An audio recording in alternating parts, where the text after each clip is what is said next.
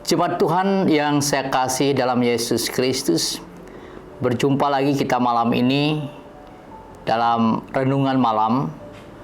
Berdasarkan Almanak Nas Gereja Kalimantan Evangelis, saya ambil dari Kisah Para Rasul 28 ayat 23 sampai ayat yang ke-31, pembicaraan dengan orang Yahudi di Roma. Saya bacakan dari ayat yang ke-23, demikian bunyinya. Lalu mereka menentukan suatu hari untuk Paulus. Pada hari yang ditentukan itu datanglah mereka dalam jumlah besar ke tempat tumpangannya. Ia menerangkan dan memberi kesaksian kepada mereka tentang kerajaan Allah. Dan berdasarkan hukum Musa dari kitab para nabi, ia berusaha meyakinkan mereka tentang Yesus. Hal itu berlangsung dari pagi sampai sore. Ada yang dapat diyakinkan oleh perkataannya, ada yang tetap tidak percaya. Maka bubarlah pertemuan itu dengan tidak ada kesesuaian di antara mereka. Tetapi Paulus masih mengatakan perkataan yang sama, yang satu ini. Tepatlah firman yang disampaikan Roh Kudus kepada nenek moyang kita dengan perantaraan Nabi Yesaya. Pergilah kepada bangsa ini dan katakanlah, kamu akan mendengar dan mendengar, namun tidak mengerti. Kamu akan melihat dan melihat, namun tidak menanggap. Sebab hati bangsa ini telah menebal, dan telinganya berat mendengar, dan matanya melekat tertutup, supaya jangan mereka melihat dengan matanya, dan mendengar dengan telinganya, dan mengerti dengan hatinya, lalu berbalik sehingga aku menyembuhkan mereka. Sebab itu kamu harus tahu bahwa keselamatan yang daripada Allah itu disampaikan kepada bangsa-bangsa lain, dan mereka akan mendengarnya. Dan setelah Paulus berkata demikian, pergilah orang-orang Yahudi itu dengan banyak perbedaan paham antara mereka. Dan Paulus tinggal 2 tahun penuh di rumah yang disewanya itu sendiri. Ia menerima semua orang yang datang kepadanya dengan terus terang dan tanpa rintangan apa-apa. Ia memberitakan kerajaan Allah dan mengajar tentang Tuhan Yesus Kristus. Amin. Jemaat Tuhan yang saya kasih di dalam Yesus Kristus, selamat malam. Saya berharap kita semua sehat-sehat, dan minggu ini kita berada pada minggu Adventus yang ketiga, dan kita akan merenungkan firman ini. Sebuah peristiwa dapat menggambarkan sebuah perjalanan dan pertumbuhan rohani. Begitu pula peristiwa dalam teks kita yang terdapat dalam Kisah Para Rasul 28 ayat yang ke-23 sampai ayat yang ke-31 ini. Sekilas kita melihat sebagai sebuah pembelaan diri, namun jauh dari itu semua sesungguhnya memperlihatkan peziarahan rohani yang dialami oleh Rasul Paulus bersama umat Allah. Dalam peziarahan itu terdapat banyak nilai-nilai yang patut kita teladani, seperti nilai kebenaran, kejujuran, pengorbanan, ketulusan atau kegigihan, dan nilai-nilai lainnya. Dan semua nilai-nilai itu dibangun di atas dasar nama Kristus Yesus yang menjadi pusat pemberitaan Rasul Paulus. Oleh sebab itu, tepat Rasul Paulus juga pernah mengatakan dalam bagian lain, misalnya, biarlah ia yang kita beritakan itu semakin besar, dan kita justru semakin kecil. Jemaat Tuhan yang saya kasih dalam Yesus Kristus, dalam teks kita dengan tegas Rasul Paulus mengatakan pada ayat yang ke-17b, saudara-saudara, meskipun aku tidak berbuat kesalahan terhadap bangsa kita dan terhadap adat istiadat nenek moyang kita, namun aku ditangkap di Yerusalem dan diserahkan kepada orang Roma. Teks itu mau mengatakan memang Rasul Paulus tidak bersalah, dan keputusan dia ambil adalah melalui jalur hukum, yaitu banding. Namun Rasul Paulus perlu melakukan konfirmasi, dan justru dengan konfirmasi itu akan memperlihatkan sebuah proses atau peristiwa, dan di dalam peristiwa itu lahir sebuah pengalaman bersama. Dan dalam pengalaman bersama itu akan terbangun perjumpaan dengan Allah yang akhirnya melahirkan pengalaman baru bersama Allah. Kerajaan Allah yang menjadi pusat pemberitaan Rasul Paulus akan bisa dipahami apabila menjadi sebuah pengalaman kolektif, bukan hanya sekedar pembuktian hukum. Jalur banding ke pemerintahan Romawi memang dibutuhkan sebagai sebuah proses hukum, tetapi itu barangkali menurut Paulus hanya sebagai sebuah pengalaman pribadi saja. Namun konfirmasi yang Rasul Paulus bangun bersama bangsa Yahudi jauh lebih penting, karena sekali lagi di dalamnya ada sebuah diskusi, di dalamnya ada pengalaman bersama, di dalamnya ada nilai-nilai yang dibangun bersama. Dan pengalaman bersama itu akan lebih indah apabila dihayati. Jemaat Tuhan yang saya kasihi di dalam Yesus Kristus, memang dalam teks kita pada awalnya memperlihatkan sebuah pengalaman bersama yang gagal, seperti terdapat di dalam ayat yang ke-25 yang berbunyi, "Maka bubarlah pertemuan itu dengan tidak ada kesesuaian di antara mereka."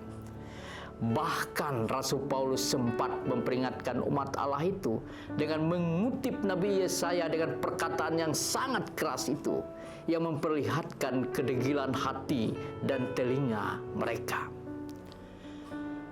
Namun dari peristiwa itu, teks kita dalam ayat 30 dan ayat 31 memperlihatkan ending yang begitu manis, yaitu Rasul Paulus bisa tinggal begitu lama di tempat itu, dan dengan tanpa rintangan Rasul Paulus bisa memberitakan tentang kerajaan Allah dan mengajarkan tentang Yesus Kristus.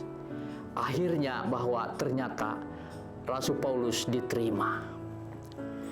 Jemaat Tuhan yang saya kasih dalam Yesus Kristus, letak kegagalan dalam mengelola pengalaman bersama dalam sebuah persekutuan, yaitu ketika kepentingan kita lebih besar dari kepentingan Allah.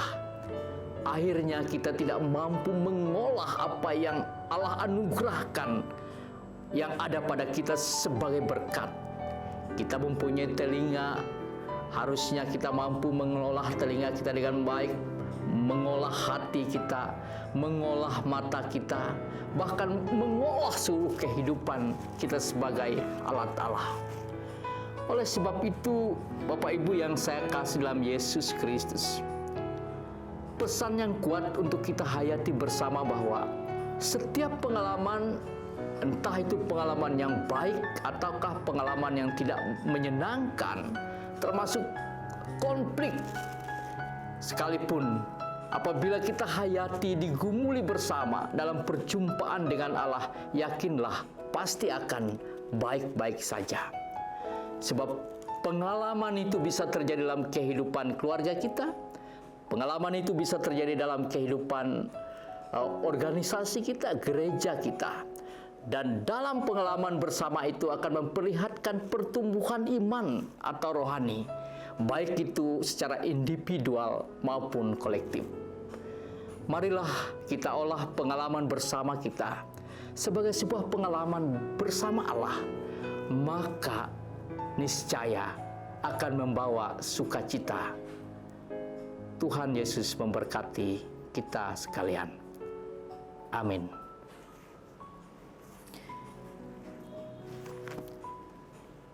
Jemaat Tuhan yang saya kasih dalam Yesus Kristus, mari saya ajak kita berdoa.